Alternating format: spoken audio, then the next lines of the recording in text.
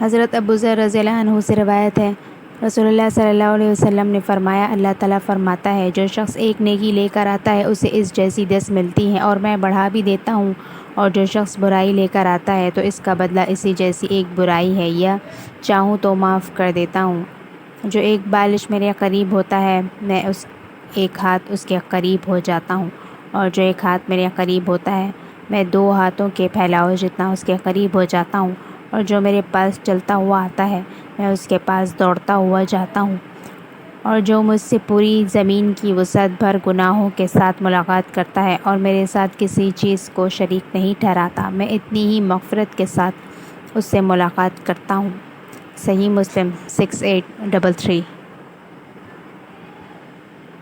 حضرت عائشہ رضی اللہ عنہا سے روایت ہے، رسول اللہ صلی اللہ علیہ وسلم اللہ تعالیٰ سے یہ دعائیں مانگا کرتے تھے، اے اللہ میں تیری پناہ میں آتا ہوں آگ کے فتنے سے اور آگ کے عذاب سے، اور قبر کے فتنے سے اور قبر کے عذاب سے، اور غنا کی آزمائش کے شر سے اور فقر کی آزمائش کے شر سے،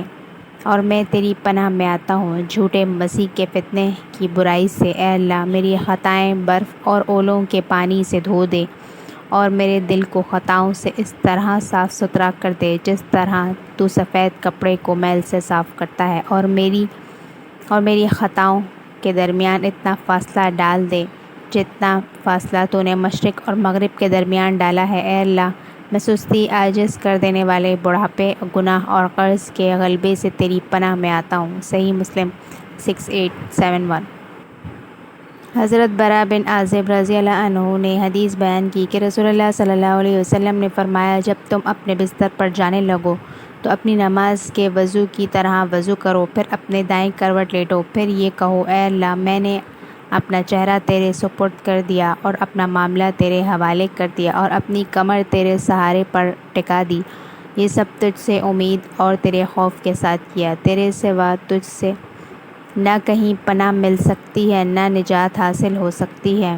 میں تیری کتاب پر ایمان لایا جو تو نے نازل کی، اور تیرے نبی پر ایمان لایا جسے تو نے مبعوث کیا۔ ان کلمات کو تم اپنی زبان سے ادا ہونے والے آخری کلمات بنا لو، ان کے بعد اور کچھ نہ بولو، تو اس رات اگر تمہیں موت آ گئی تو فطرت پر موت آئے گی۔ حضرت برا بن عازب رضی اللہ عنہ نے کہا، میں نے ان کلمات کو یاد کرنے کے لیے انہیں دہرایا تو کہا، میں تیرے رسول پر ایمان لایا جسے تو نے بھیجا، تو آپ صلی اللہ علیہ وسلم نے فرمایا، یوں کہو، میں تیرے نبی پر ایمان لایا جسے تو نے بھیجا۔ صحیح مسلم 6882۔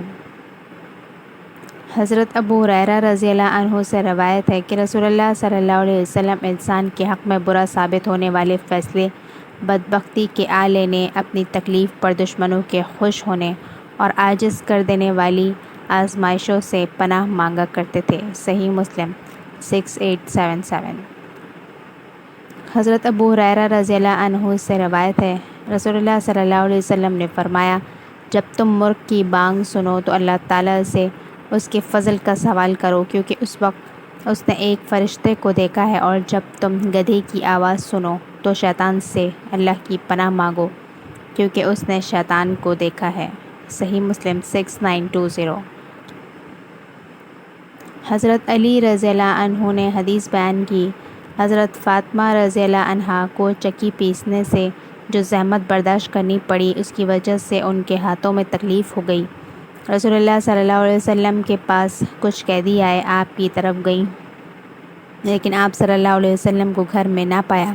حضرت عائشہ رضی اللہ عنہا سے ملی اور انہیں اپنی تکلیف کے بارے میں بتایا۔ جب نبی کریم صلی اللہ علیہ وسلم تشریف لائے تو حضرت عائشہ رضی اللہ عنہا نے آپ کو ان حضرت فاطمہ رضی اللہ عنہا کے اپنے پاس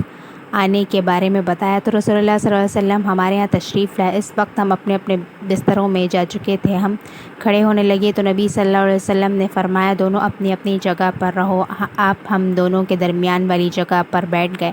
حتیٰ کہ میں نے آپ کے قدم مبارک کی ٹھنڈک اپنے سینے پر محسوس کی۔ پھر آپ صلی اللہ علیہ وسلم نے فرمایا، کیا تم دونوں نے جو مجھ سے مانگا ہے میں تمہیں اس سے بہتر بات نہ سکھاؤں؟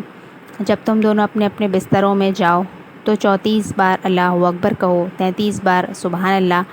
کہو اور 33 بار الحمدللہ کہو، یہ عمل تم دونوں کے لیے ایک خادم مل جانے سے بہتر ہے۔ صحیح مسلم 6915۔